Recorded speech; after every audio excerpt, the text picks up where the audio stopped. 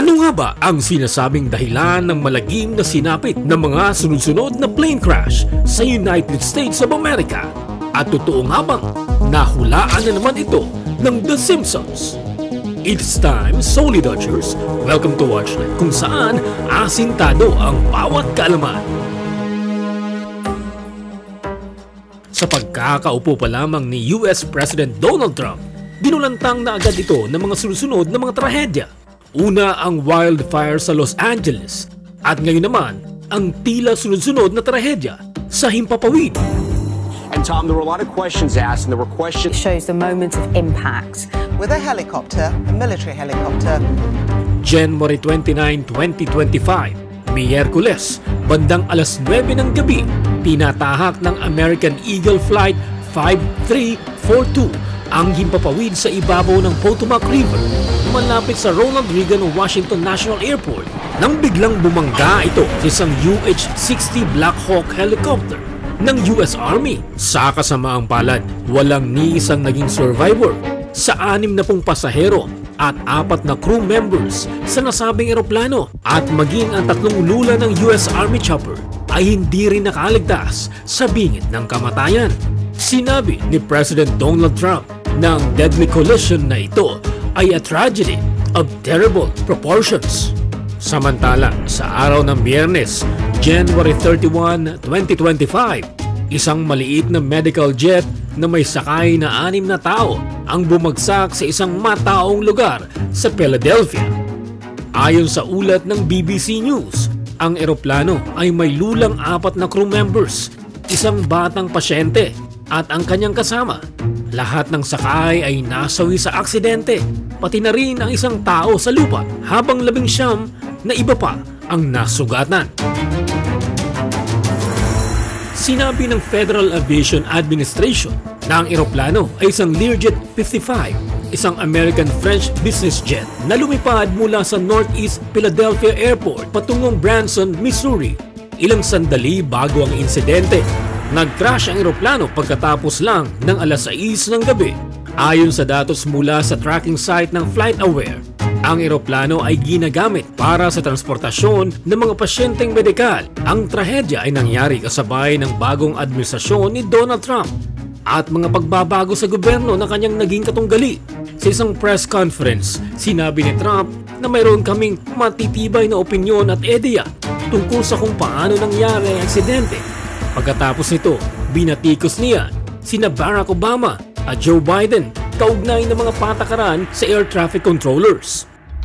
Nagreklamo rin siya tungkol sa mga hakbang sa diversity at inclusion at tinawag ang dating Transportation Secretary na si Pete Buttigieg bilang isang disaster na may magaling lang sa mga kasinungalingan.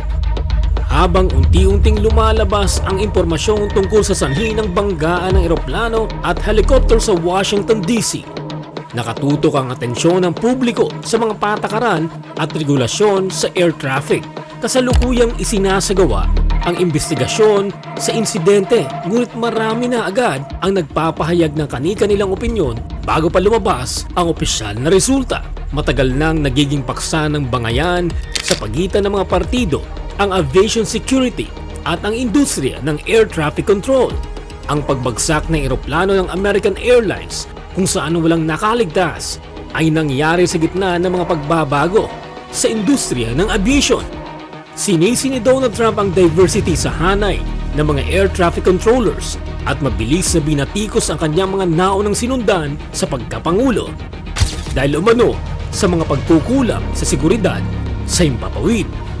Ang banggaan ay ang unang malaking pagbagsak ng sasakyang panghimpapawid sa Estados Unidos mula noong 2009 at ang pinakamadugong trahedya mula noong pagbagsak na isang eroplano ng American Airlines sa Belle Harbor, New York noong 2001 kung saan nasawi ang lahat ng 260 pasahero.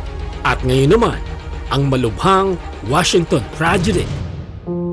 Kabilang sa mga sakay ng bumagsak na eroplano ay ang ilang US skaters at coaches, pati na rin ang Russian couple na sina Evgeny Shishkova at Vadim Naumov na nanalo ng 1994 World Pairs title sa figure skating. Nasundan naman ito ng pag-crash ng jet sa Philadelphia.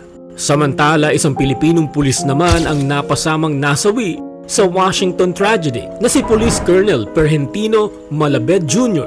na nasa isang official travel upang magsagawa ng pre-delivery inspection ng 2,675 units ng all-purpose vest. Matapos ang inspeksyon sa India, nagpunta siya sa Estados Unidos para sa isang exit call sa Philippine Police Attaché sa Washington, D.C. Sinasabi namang The Simpsons did it again daw dahil tila ang pangyayaring ito ay naganap na isang matagal ng episode nito. Ang paniniwalang na pre-predict ng The Simpsons ang mga pangyayari sa hinaharap ay naging isang popular na trend at internet meme. Ito ay dahil sa maraming nakakagulat na pagkakataon kung saan ang mga eksenang ipinapakita sa serye ay kalaunay nagkakatotoo sa totoong buhay.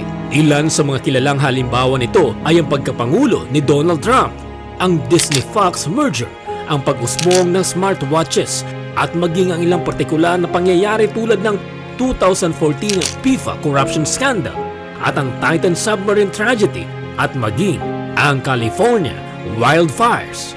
Ngayon naman raw sa nangyayaring collision ng eroplano at chopper sa Washington, kung anuman ang mga pagkakatulad ng mga tunay na pangyayari mula sa lumang cartoon na The Simpsons ay talaga namang nakakamangha na parang nahuhulaan ito ang mga posibleng maganap sa hinaharap. Ngunit sa huli, tanging ang Diyos lamang ang tanging may hawak ng ating tadhana. Kung meron mo kayong suggestion o opinion, mag-iwan lamang ng iyong komento sa ibaba. Solid Dutchers, it's time!